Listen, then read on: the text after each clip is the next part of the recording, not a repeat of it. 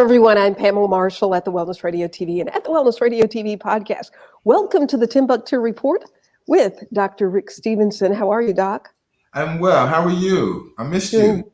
Missed you too. Dr. Rick Stevenson is an African-American professor at the University of Florida and historian of African-American studies and African-American history. On this day, the countdown to the big election. There are people who are excited about Halloween. This is the 29th of October. But what's scary,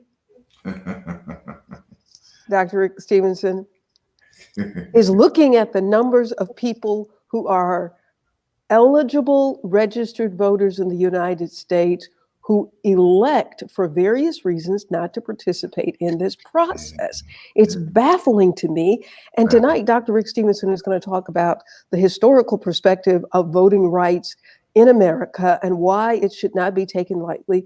If you are one of the millions of people, close to 41% of eligible voters in America do not vote, and they're registered, but they just don't vote. So Dr. Rick Stevenson is going to take us through that because I thought, well, maybe people don't understand what a privilege, what an honor, what a right that so many people had to fight for. Yeah. So that you can have this right. So we're going to talk about that tonight. Start sharing this, start some watch parties, bring some children around because this is a civics lesson that does not get taught in schools, but we're going to be teaching it tonight with the help of Dr. Rick Stevenson. Dr. Rick Stevenson is also a theologian. And so, Doc, if you would, take us to the Lord in prayer. Sure. Lord, if we never needed you, we need you right now. We need you to build up a standard that you will challenge those people who have never voted to understand that we need every single person to vote. I think that we don't understand the role of casting the ballot, that we have the ability to change our destiny and the future of our children by voting for the right person. So bless us tonight as we share this new information in Jesus' name. Amen. Well, Doc, how have you been? How's the tennis game before we get to that? Actually, I played yesterday, did very well, won 2 out of 3 sets, and I've been invited to play on 3 teams up here in Ocala. So I'm really excited. As a matter of fact, I'm looking forward to it. I played with some guys yesterday that could really hit, so it was really good. It was a good time. What are you saying about the ones that you usually play with? They can't? Oh, no, I'm not saying that. I'm just saying that, different location, different people, different energy. But it's a lot of fun. I mean, you know me. I love to play. And when I lived in Los Angeles, I played every single day. I mean, every day of the week I played tennis. And I did pretty well when I first moved here. But I'm just moving up here in Ocala. I'm just getting to meet people. But I played with some guys yesterday that could really, really play tennis. So we had a good time. Excellent. Excellent. So, Doc, do you think that it is, because as much as we've been talking about this particular election, I think it was in 2008 when Senator Obama was running, that was one of the largest turnout of voters. And it's because he ignited a new base of voting participants. Right. Not that they were not registered, not that they couldn't vote, but ignited a new base of participants who came out to the polls. Many of them wanted to be a part of potentially electing the first African-American president of the United States. Right. And then, it tapers off. What is it that you think? You're in college, not in college, but you are teaching at a university. Sure. So you are around young people. What did you hear young people saying to you about voting in this particular election? Well, the classes I'm teaching right now, my students are so politically astute, primarily because most of them are political science majors. So they have a leg up. But I think if we understand the fact that, as you mentioned, in 2008, it was in the minds of especially most Black people, the first time that we were not voting for the lesser of two evils. Mm-hmm. I mean, we're actually voting for someone that we really wanted to win. You know, it wasn't like, well, this guy's going to kill us, but this guy's going to kill us slower. So which one are we going to get? You know, we actually saw someone that looked like us, someone who came from Chicago, who understood what it meant to be in the ghetto, how difficult it was to, you know, to get into a real good school like Harvard and Columbia and do well. He understood the politics of what it means to be a Black person in America, the double consciousness that comes from being Black in America. And so a lot of people voted because they saw themselves, in a sense, vicariously in that. The second thing is that President Obama had the ability to cross cultural lines. There were other persons who had run for the office of the presidency earlier, but there was a book written by Dr. Geneva Smitherman entitled Black and Articulate, I think, something like that. And she argued in the book, as from an examination of the speeches of Barack Obama, that one of the things that helped white people vote for this Black president was the ability that they would not be embarrassed once he began to talk in public. And that's a real important issue to understand about the voting process at that time. What I think is going on right now is there is so much strife in the country that people are voting more based on their emotions as opposed to their intellect. But I want to go to something else. And I think that, and I talked to one of my classes about this. I don't really think that a person who says that they're not going to vote understands that their vote affects the electoral in their state. The reason that it's important for you to vote is because each state has a certain number of electoral votes. The majority does not win when we vote. Hillary Clinton won the majority vote when she ran against Trump in 2016, but she didn't win the Electoral College. And that's why it's so important to vote in your state, because each state has a number of electoral votes, and depending upon who the majority in that state, that's who gets the votes towards 270 to become president. You understand? And so, yeah. And of course, that's even being challenged because the presidential election is the only position elected that is impacted by the Electoral College. The president and vice president, right? Yeah, president and vice president, of course. Right. And so many people, because we don't have basic civics in school anymore. Right. You're absolutely people right. who don't even know what the Electoral College is. Right. Or why it was started. So in the beginning, there were white men who owned land, and they were the only ones who could vote. Exactly. In the beginning. And go ahead. No, I'm with you, Reverend.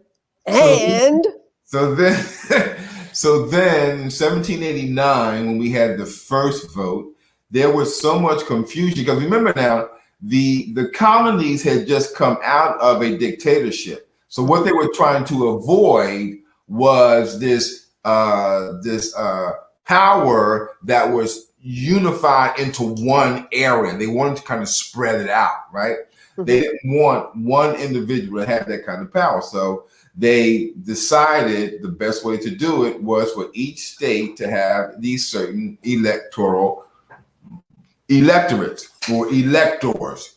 The elector's responsibility then was to vote based on how the people in the state voted. So an elector, say they're Republican, if the majority of the people in the state vote for the Republican candidate, then the elector has to cast that vote right for the president. Now, there's only been 5 times in American history where a person won the majority vote but lost the election. And one of them was 2016. Right? And so what we have to understand is the importance of how our state's electoral votes impacts the overall voting environment. For instance, California has 55 electoral votes. That's why the candidates are trying to make sure they win California. Texas has 38. We're trying to win that. Florida has 29. The next closest to Florida is New York, that has 29. So you want to make sure in your state, one, you understand how many electoral votes that you have access to, and two, you want to make sure that your candidate is able to get that. So you have to vote because it is your party that then casts that vote for your candidate. And that's where you miss it. If we have any people who have never voted and you have a reason for not voting, nobody's going to pounce on you, but we would really like to hear from you, to hear what your concerns are or objections. And there are people who don't participate in the voting process because of their religious practices. Sure.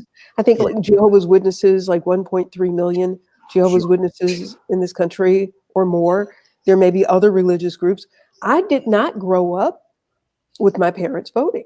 I mean, my father was born in 1915, my mother in 1927. My parents lived through the Jim Crow era. And quite frankly, when you think about the fact that it wasn't until 1965, I was born when Black women finally gained the right to vote in 1965. Yeah. Huh? Go ahead. I'm sorry. No, for my parents not to put, I didn't grow up with parents who participated in the process because they felt so not included. Right. And so if there are people who are feeling not included today, I would love to hear from them and try to help them understand why they must. I'm not here to tell anybody who to vote for, but the privilege and the honor of being able to vote should be. Remember, Dr. Stevenson, people used to get dressed up to go vote. They sure did. They used to wear the Sunday go to meeting clothes to go vote. Exactly.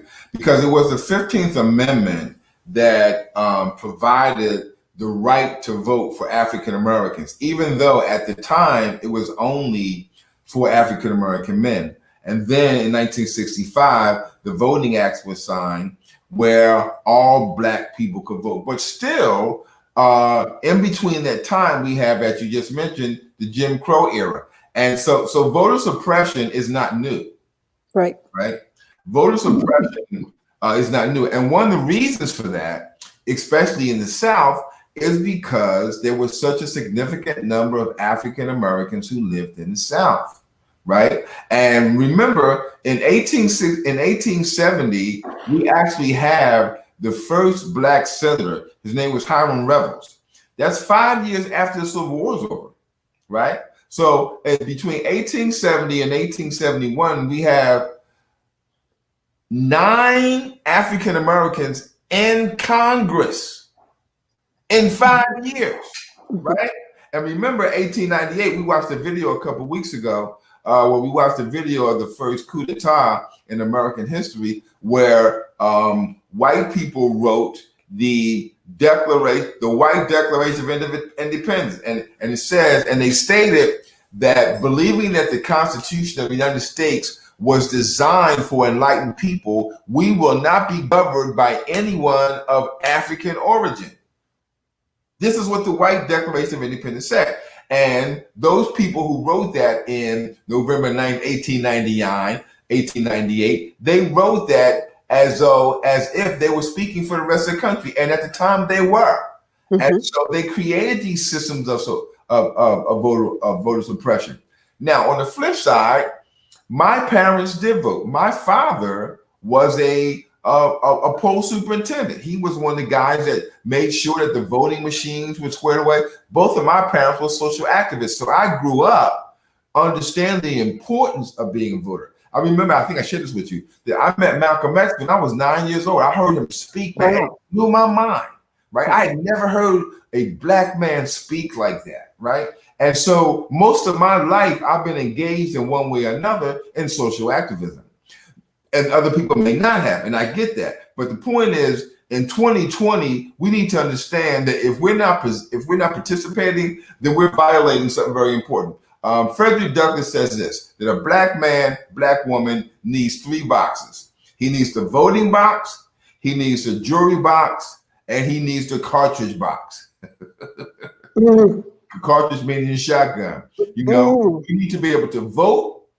We need to sit in the jury of our peers, and we need to be able to protect ourselves. And he said that way back in 1865. And so it's important that we understand that people literally lost their lives for the right to vote, right? Some people were murdered and killed and shot. Their houses were burned down, chased out of town. I was just down in a Coe. Well, I was in the Pop actually, but I was coming through a Coe, and I was reminded of in 1921, that city was burned to the ground because a black man wanted to vote. People were chased out of their city here in Florida because they wanted to vote. And in Mississippi, when Fannie Lou Hamer tried to vote and she was arrested. Exactly. And taken to jail. And they made the black male inmates take turns beating Fannie Lou Hamer. Yes. So if you are an African-American woman, if you are a woman and understand this privilege, gather all of your friends and make sure they go vote.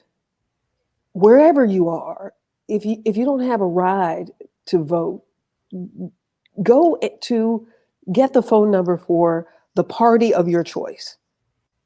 And they have people who are taking folks to the polls. As I said, I'm not telling you who to vote for. I'm telling you that this is an honor and a privilege that should not be taken lightly. We should not see statistics that say 41% of Americans who are eligible to vote. 41%. That's amazing. That's absolutely amazing. The Knight Foundation is actually doing a study. It's the first study of this kind to really look at people who, for whatever their reasons, they think that their vote does not matter. They don't understand the process. It won't count. It doesn't matter because politicians are going to do what they want to do anyway. It may look that way, but at the ballot box is when you determine whether or not they stay in office or they go home. Exactly. And I think that you mentioned something very important. You say politicians. We have to understand that voting is not just about the general election. Mm-hmm. We have to be involved in the primary elections. We have to vote for the DA. We have to vote for the school superintendent, for the sheriff. Here in Florida, we vote the sheriff. In other states, they don't vote for sheriffs. In some states, we have sheriffs, right?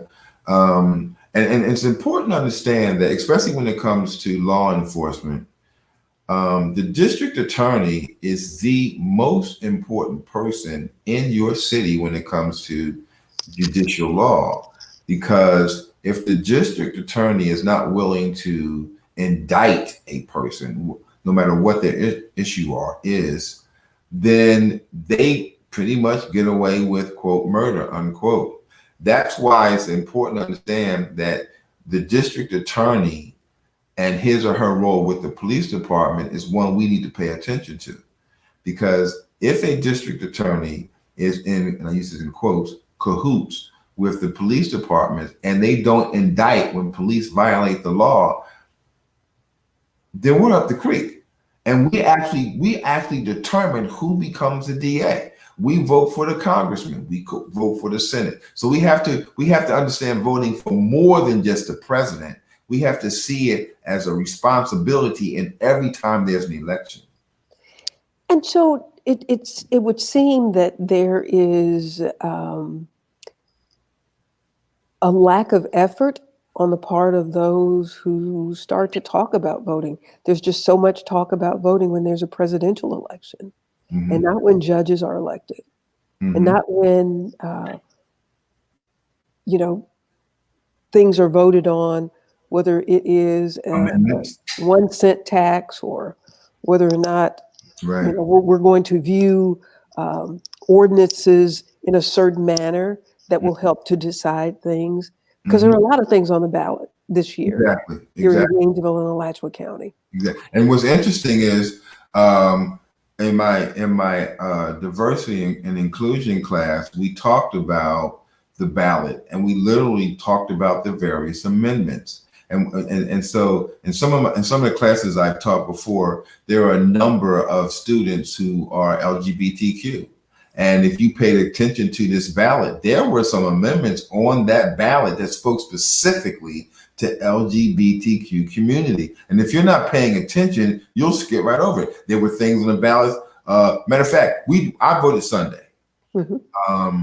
There was all the Divine Nine and my fraternity and others got together. And they had a stroll to the polls, and it didn't take long. Got in, got out. But the point is that there are a number of different opportunities to vote. And as I was going through the ballot, I was reminded after sharing with my students some of the amendments and how to go about approaching a decision for the ballot. So you can actually go. I think it's called Ballot Wikipedia or something like that, and you can see the ballot, and then you can begin to read up on it and find out what these various amendments are, so you can vote with some level of intelligence. You can't just check boxes.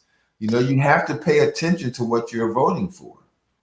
Well, as I mentioned before, and Stephanie Mickle I interviewed her. She wrote a book called Follow the Leader, and it is talking about us as citizens taking our leadership role in what's happening in our communities. But you can't do that if you don't understand it.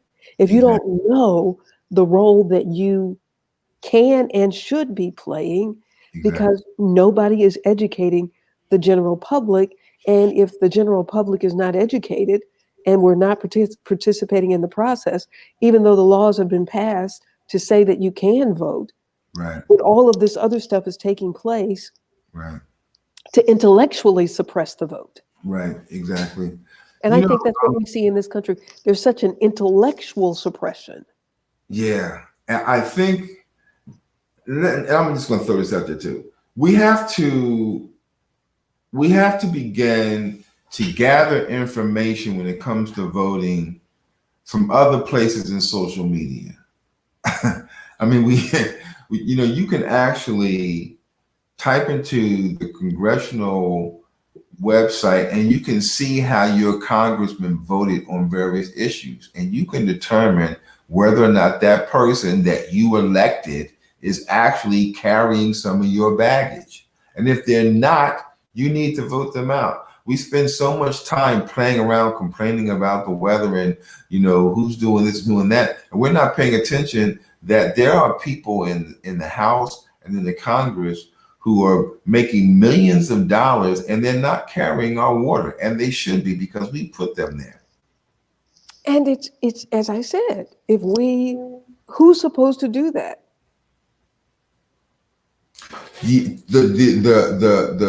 The intellectual training, we should do it ourselves. Yeah, but people don't know. People don't know. We've had. I mean, I don't know. I would hope that I would hear from somebody tonight who has not voted, and perhaps they can tell us their reason for not participating in the process. Because and as you said, not to depend on social media. However, if that's who we are as a culture today, that we pick up this device and we're waiting on Mark Zuckerberg to pick what we're going to see, even in social media. Right. Yeah, Facebook. Yeah. Well, okay. So here's the other part. And I share this with my students quite frequently. I say to them that part of what I'm trying to teach them in my class is not just enough information to pass the course, but I want them to pass life. I want them to be so transformed that they realize that when it's their turn to lead, that they're leading not just for themselves, but for the community. And one of the reasons for that is, and I share this with my kids, my students, is that I have grandkids and great grandkids who will grow up under their leadership. And so I want to make sure that I've made the kind of investment in their lives that they can make decisions that will trickle down to my grandchildren and my great grandchildren that will not cause them any harm. And so one of the things I think that we have to understand about voting is that we have to see this as being a revolutionary, that we're constantly trying to make change so that the world is a better place. If you see voting as simply checking a box, then you miss the whole point, right? Voting is about creating the kind of electoral environment where the people in office are changing the world so that people can be successful, no matter what your skin color, your gender, your age, your ableism, etc. If you see it less than that, then you've missed the whole point, because it's not just about putting someone in office. It's about putting people in position that make the world better. And for you to understand that you are, as you said, even when you don't vote, you're still voting. So you are a part of this process. Exactly. Exactly. And you have a right to attend Exactly. all of the meetings that take place. I'm sorry. And here's the other part.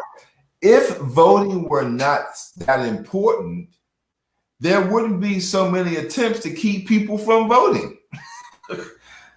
I mean, if it was just fly by night, you wouldn't have voter suppression. There's obviously a reason why voter suppression. There was a study done, I think it was last year, that said that in North Carolina, there was a laser focus on making sure that a certain group of people could not vote. Now, we know that voter suppression has always been connected to race, ever since 1867, right? And so the question is, if voting is not that important, why would people gerrymander, change districts? Why would we have all these various laws? There used to be a law. There was a couple of years ago. There was I think it was 2008. In order to vote in Florida, you had to have 2 pieces of ID. That's illegal. As long as you're registered, all you need is a driver's license that shows that you live where you say you live, right? Mm-hmm. You know, why is it in some states you have to have a hunting license to vote? A hunting license. Hello. You know. And then, Dr. Stevenson, in Maine, you can vote from your prison cell. And some states you can't if you have a felony. Some states, yeah, but in Maine, you can vote from your prison cell. That's interesting. Absentee, and it makes it in. I did not know that. You just enlightened me on that one. Yeah. But again, other places where you've served your time. And so back to the history and what we're seeing even here in Florida with felons who have gained at the voting booth, it was approved that they could vote.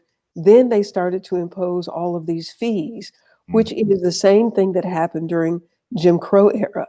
The African-American man could vote, but you had to answer convoluted questions. You had to be able to guess how many jelly beans in the jar. Right. And then there was the grandfather clause. Right. Well, if you just came out of slavery, then your grandfather didn't vote. So I guess you can't vote. Exactly. And what's interesting about those convoluted questions and the literacy test is the majority of white Americans in the South couldn't read then either. But there were others on the other side of the table who would let them go through. Exactly. So, so there you see the issue of white supremacy and white privilege. But I want to go back one more time to the White Declaration of Independence, because I don't think that most people know, one, that the document exists, but two, what it was designed to do. And the primary purpose of the White Declaration of Independence was to make sure that Black people would never have any kind of leadership in this country. Probably, it probably just really, threw them off their kilters a little bit. Here, these African-American men, 5 years after the Emancipation Proclamation, and they make it to Congress. To Congress. Yeah. After we were sure that you all were an ignorant bunch of folks. Exactly. Well, then you start getting elected, you started owning land, you starting your businesses. What the heck is this? And what it is, that's a violation of that thing called the manifest destiny. I think, if if I could go back in time, and did I talk to you about the United Daughters of the Confederacy? They they they, they published, well, the United Daughters of the Confederacy is one of the reasons why we have all these different statues and monuments of Confederate soldiers. Oh yeah, you did. One of the things that they did was they controlled the publishing houses in the South of textbooks, and they made sure that issues that violated or went against a promotion of the Confederacy was not allowed to be published. And what I was about to say is, if I could go back in time, I would make sure that none of those publications ever hit the publishing line, because the undereducation of America is part of the reason why we have the racial strife that we have in this country right now. The undereducation. Say that again. The undereducation of America is one of the reasons that we have the racial strife that we have right now. Because one of the things that the United Daughters of the Confederacy did when they began to control the publishing houses, they also dictated what could be published. And what they tried to publish was this notion that the South was this, hospitable place for everyone, and that the Africans really enjoyed being enslaved, and that they didn't really live that bad, and that the Confederates were fighting for a major cause, and it was really a good cause, et cetera, et cetera, et cetera, and not getting into the murder and the rape and the disenfranchisement that these people experience, these enslaved people experience, at the behest of building the country financially. The primary finances of this country from the early 1600s up and even into today was based on brown and black labor. The sugar, the tobacco in this country was the foundation for the economy of the world. Mm-hmm. The cotton was part of the foundation of the economy, not just for the United States, for the world. And yet the very people who were working hard to produce these goods were disenfranchised. And because the textbooks were controlled by a certain agenda, we don't know about it. And that's why it's so surprising. When I share some of this information with my students, they are amazed, they are astonished. Some of them even get upset because they want to know why their high schools didn't teach them this stuff. And it's primarily because someone else controlled the publishing houses. And we are where we are today. Your point about lack of education and voter suppression based on drawing lines on a map is called gerrymandering. Gerrymandering, right. Mm-hmm. Voter suppression based on not educating people to help them understand the significance of their rights to vote is called evil.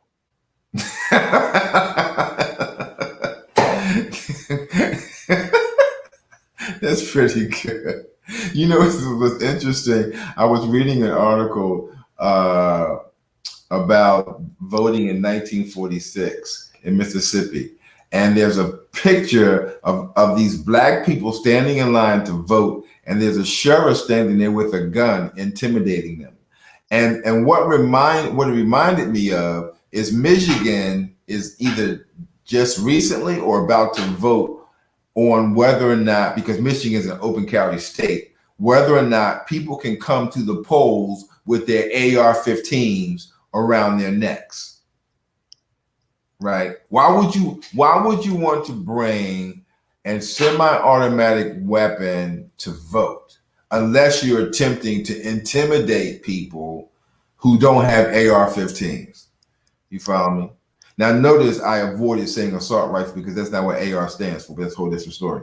But the point is that this idea of intimidation by presenting these firearms in public is just a tactic they used years ago. It's not new, and we have to understand it. And the reason that we don't know that it's not new is because we don't know our past. George Orwell said, those who control the past control the future.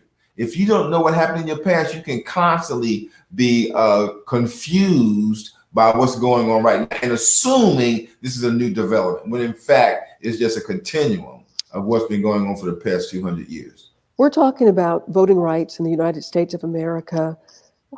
Historically, white men who owned land were the ones who could vote.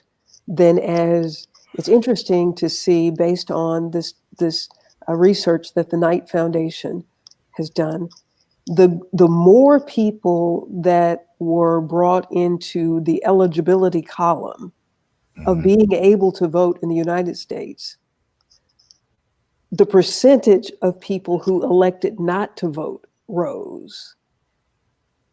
And what that study has found is, while we talk about people who look like us, African Americans, who may or may not vote, the largest percentage of the people who don't vote in the United States are white women.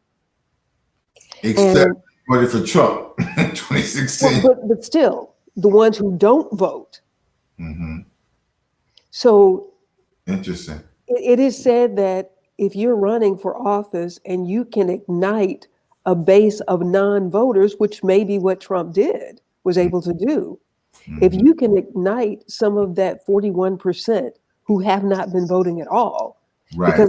Because when the pollsters are doing their guesstimation, they're not counting non-voters. They're not counting the chronic non-voters. Exactly. Because they don't have a voting history for you. Exactly. But if the candidate can ignite that base, right, then they have a good chance of winning. And so maybe that. Go ahead. Did they give you a reason? Did they say what what was the reason that there were so many white women that did not vote? Why was that? I think, Doc, we take for granted. I mean, remember, women have only been voting for 100 years. Yeah, sure, 1920. So in that 100 years, and white women, they took affront to the fact that Black men were able to vote before they were. Sure, absolutely. So that tells you what the thought was about white women. Right. So if white men are making the decision, and they decide that the formerly enslaved Black man had more of a right to vote than his wife, is essentially what that was. So there is a thought process. There is a perception. Early on, when white women were trying to get the right to vote, it was said that they didn't have the ability to understand complex issues. Yeah. And so giving them the right to vote would be a wasted vote. You're right. And so there are things that continue to happen to make white women think that they can't do things. Yeah. Even with all of the advances that have taken place. I mean, during slavery, it was said that there were two groups of free people on the plantation. Right. The white man and the Black woman, not the white woman. Yeah. Yeah. When I went to West Virginia and was in the coal mining country, the way they treated white women in the coal mining country was just horrible. They considered them bad luck. They couldn't even go in the store where the men went to purchase equipment for coal mining. Yeah. And I think because white women are white, we forget how they were treated. And so the emotion of DNA, the emotion of not feeling worthy, of not, you put Edith Bunker on TV. Right. And you put Hillary Clinton on TV. Yeah. And white women don't vote for Hillary. Yeah. White women, did I say woman? White women. Yeah. Don't vote for Hillary. I think that is a whole piece that does not get talked about enough. So there are white women who are very okay. As I was talking to a woman, she's in her 80s last week, about her marriage and how things were going. She said, well, there were just things we didn't say anything about. Wow. So I think that's what it is. And as we have learned, and we've talked about how emotional DNA can be passed on. Sure. Yeah. It still exists today. Yeah. I used a book called Rereading America when I was at a different university. And one of the articles was about this whole idea of the melting pot and stuff. But during the article, the author talked about the fact that in the early 1900s, white men didn't believe that women should go to college because it would prevent them from being able to have children. Now, if that's not one of the dumbest things I've heard in my life, it was. But I can see that. I can see how chauvinistic and how misogynist this world is. I'm looking at the comments from people who call themselves American and the way they belittled anyone, including white women, and we have allegedly evolved a little bit since the 1800s. But I got to tell you, some of these people are Neanderthal, and they really do believe that if you're not white and male and heteronormative and hetero, that you're not able to run this country. And I can very much agree with what you just said about how they in West Virginia felt about their women. And yet, the truth of the matter is, studies have proven that women actually make better leaders than men do. Well, my goal is to help women to come to terms with and understand the power that they possess. It's been suppressed, but how many times have I said this? There's no logic in the fact that I gave birth to you, but I need to ask you if I'm okay. Right.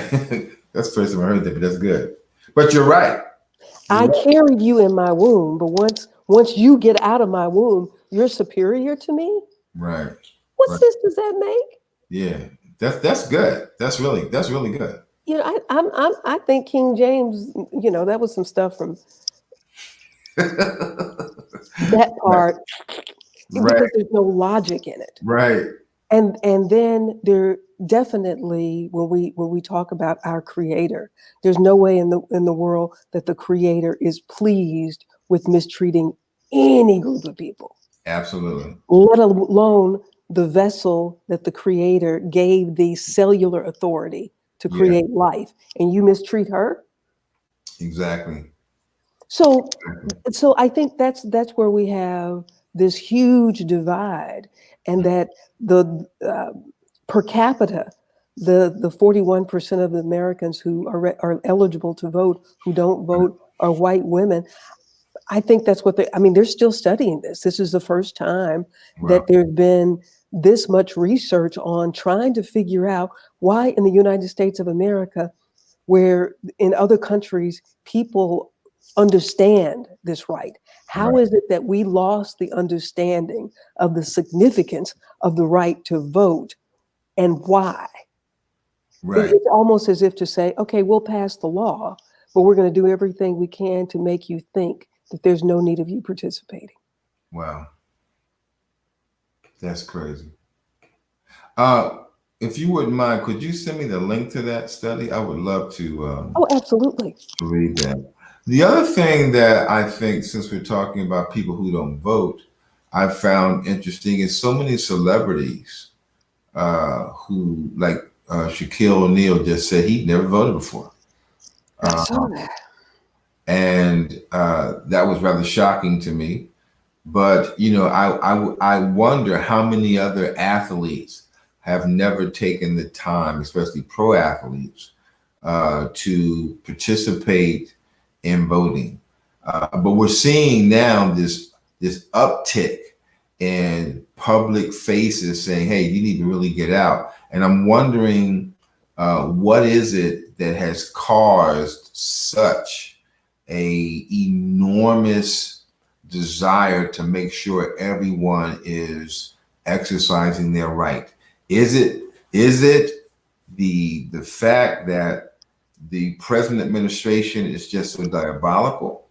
Is it because we are actually becoming more enlightened? What is it that's drawing people to the forefront to say we got to fix this thing? And I'm not a political scientist, I'm a historian, but I am very interested in the trajectory where we are now and how we have arrived at this point. I do think that there is an awakening. And as I said before, it is so important that you exercise this privilege that is as uniquely yours as your fingerprints, because that's what it is. When you check the box, fill in the little circle, that is your fingerprint on how things are going to run in your community. And even, when we're talking about voter suppression and how certain religious groups um, decide that they should not be a part of the political process. Right. I wonder sometimes, if that is not strategic. Because if the scripture tells you to pray for your leaders, then why would you not need to decide who they are? That's a good question. That's a Because the really, scripture definitely tells us to do that. it absolutely does that in Romans. You're right. I think that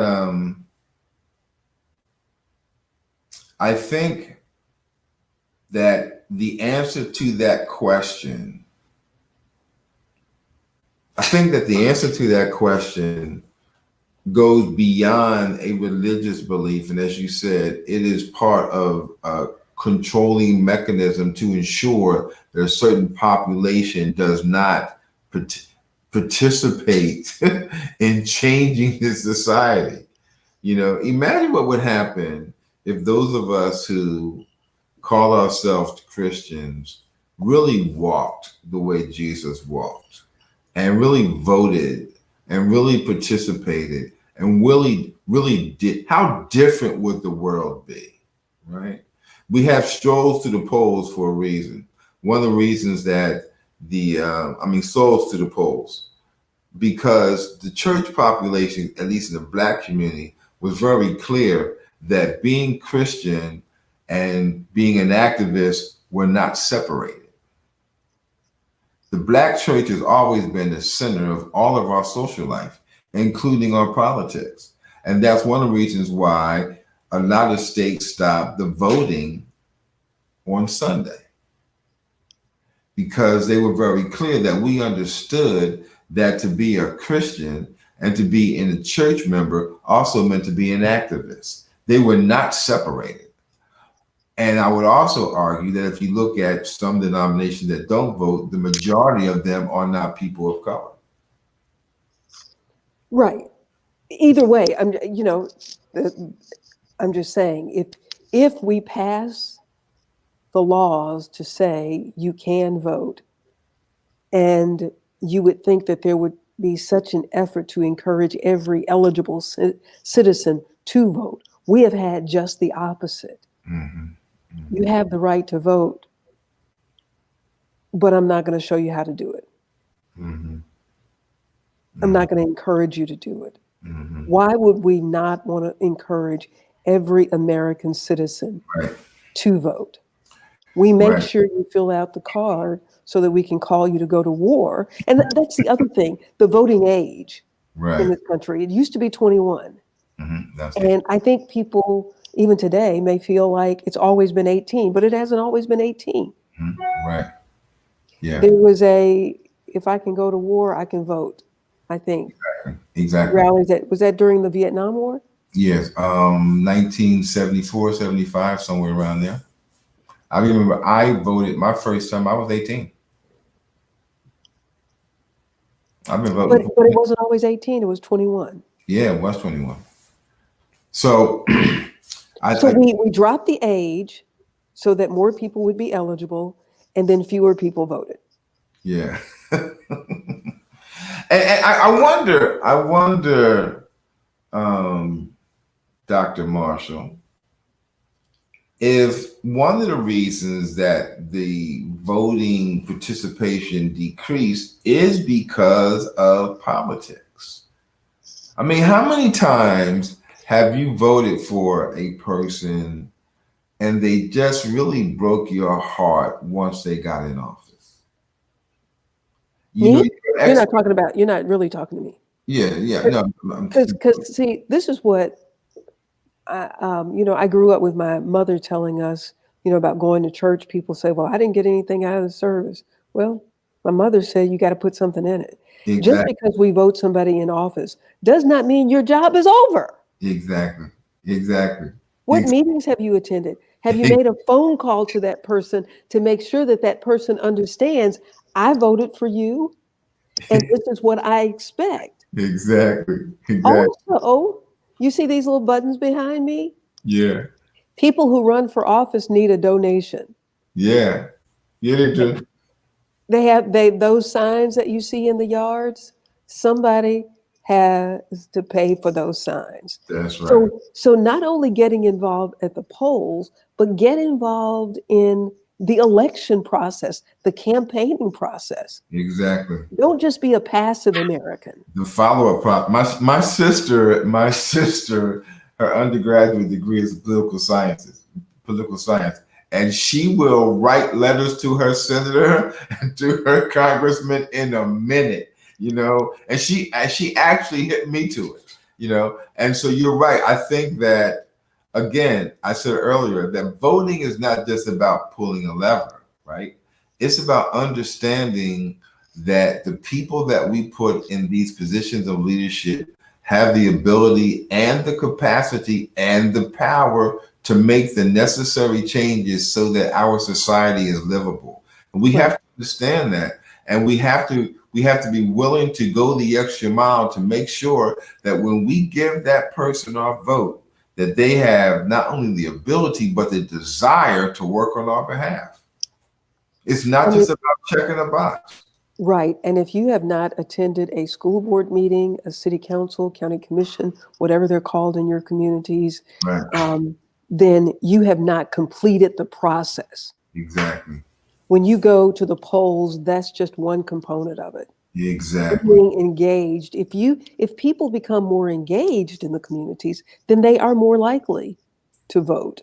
Exactly. But there's not a lot of effort to encourage people to be engaged. And I think that's why they think their votes don't count.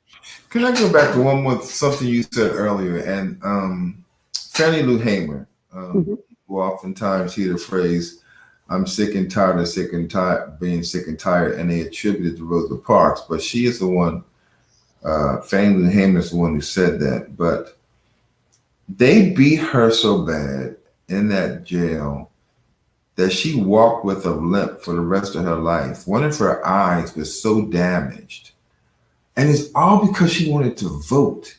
Yes. I think we have to, yeah, and if you've ever heard the speech that she gave at the Democratic convention, and I think it's 67, that speech was phenomenal. It was amazing. And what made it so amazing is because here's a sharecropper, a woman from Mississippi who stands before all of these white men and lays out a program that is absolutely incredible. And we don't talk about that in politics. We don't talk about it in civics. We don't talk about it in history. Unless you're teaching a course on, black politics, something like that, you don't even hear about it.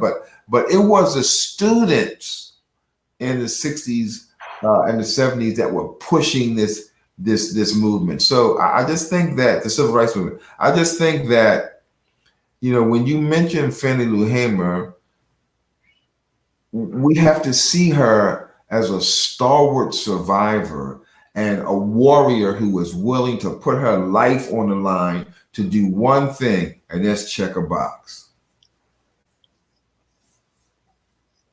And if there is any reason that you feel like you should not vote, again, I'm not telling you who to vote for. Mm-hmm.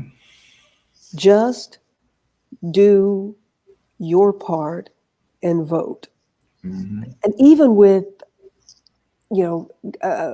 further back than Fannie Lou, Ida B. Wells, and the women of that era who were marching with the white women who were trying to get the right to vote, and those black women in those marches. I understand in one of the marches, the black women had to march in the back, but once Yeah. the march started, Ida B. Wells was like, "Oh no." She broke through and went on up to the front. Ida B. Wells is one of my favorite people. Oh yeah, she, She would go around the world telling people how bad lynching was in America. She actually led a organization that was against lynching, trying to get it to be a hate crime. I mean, and you know, you mentioned Black women, and if we don't realize the fortitude that it takes to be a Black woman in America, and I say that with respect to my mother and my sisters who are and have been activists for as long as I can remember. I remember my mother. My mother went to Medgar Evers' funeral, and I remember when really. she came. Yeah, she did. Yeah, I mean, my mother is well, she's not as much now. She's 87, but my mother was always in the forefront of civil rights and social activism. And my youngest sister caught that thing, and she's the exact same way. And I think that we fail to realize, we as Black men fail to realize the intestinal fortitude that our Black women have to bring to the table every single time they walk out the house. And we cannot afford to not allow um, uh, Senator Harris to get into office and bring that same fortitude to leadership. It is a privilege. It is a right. It is a moral obligation Mm-hmm. for you to participate in the process. Exactly. We have been talking about voting in the United States of America. We are just days away from the 2020 election. If you have not voted and there is early voting still in your community, don't even think about it. Just go. Just go. Just go. Just And go. if you know anybody who has not voted, I Right. encourage you to speak to them with as much love as you can to help explain to them. Just go vote. Do it until it feels good. Do it till it feels right. Just go do it. And Exactly. think about the people who were trying to figure out how many jelly beans were in a jar so Exactly. that they could vote and then they were turned away. Think about those who have served, who were convicted of felons. They've served their time in jail. And now, even today, Right. maybe trying to find the money to pay their fines so that they can vote. If you have anybody in your family Right. who has served time, go vote on their behalf. If they can't vote, just say, man, I'm going to do this because you can't. It is so critical. And as I Exactly. said before, when you go to the polls, that is just the beginning. Exactly. You must continue to be engaged with those people that you're sending Yeah. so that they know. Walk up and introduce yourself and say, hey, I voted for you. People, elected officials really do like to hear from you. Exactly. They really And do. and if you're really not sure, you know, I challenge you to go to ballotpedia.com, and it will show you every single senator, every congressperson. You can click on it, click on the link, and it will show you their voting record. It will show you what they voted for, and if in fact what they vote for, vote against, is in your own self-interest. So you can go to the polls with some level of acumen, some intelligence about pulling that lever or checking that box. You know, we have so much information at our fingertips nowadays. There's no reason to go to the polls ignorant. We can actually know exactly who we're voting for and why we're voting for them. And to all of those who step up to the plate and put their names on the ballot, we salute you. Mhm. You and your families who are willing to step up and lead, and hope that it encourages some other people to lead. I cannot leave this program talking about voting. I have a cousin in Collierville, Tennessee, who's running for city commission or city council. Harold Booker. Wow. Vote Booker. That's the only political thing I'm going to say tonight. Vote for Harold Booker. That's all. That's all. That's all. Doc, as always, thank you so much for sharing from a historical perspective about voting in the United States of America. It is critical. It is probably one of the most critical presidential election in the history of this country. Be counted. And we're in Florida. Listen, Florida has 29 electoral votes. We need to find out where they're going. We need to participate in making sure they go to the right person. Just saying. Whoever that is. Well, everybody, we thank you all so much for joining us for this edition of the Timbuktu Report. Timbuktu Report. We will be back here next Thursday at 7 o'clock Eastern Time. And on Mondays, if you would join us for Sisters of Wellness, where we continue to encourage the givers of life, those women connected. Hey, if you're alive, there's a woman somewhere that got you here. Respect them. Amen. Honor them. Say hello to Victoria. I'm going to do it. Likewise. All right. Everybody, all right. Have a great rest of your week. Wear your mask. Oh, that's right. Wear your mask. I don't have mine here right now, but I do have one. Yes, wear it. And to all of those families that have been impacted, we will keep you in our prayers, and be safe. Be safe, be safe, be safe. All right, everybody, thank you so much for joining us. I'm Pamela Marshall at the Wellness Radio TV and at the Wellness Radio TV podcast. Remember, there is healing at the well. We'll see you next time. Make it a great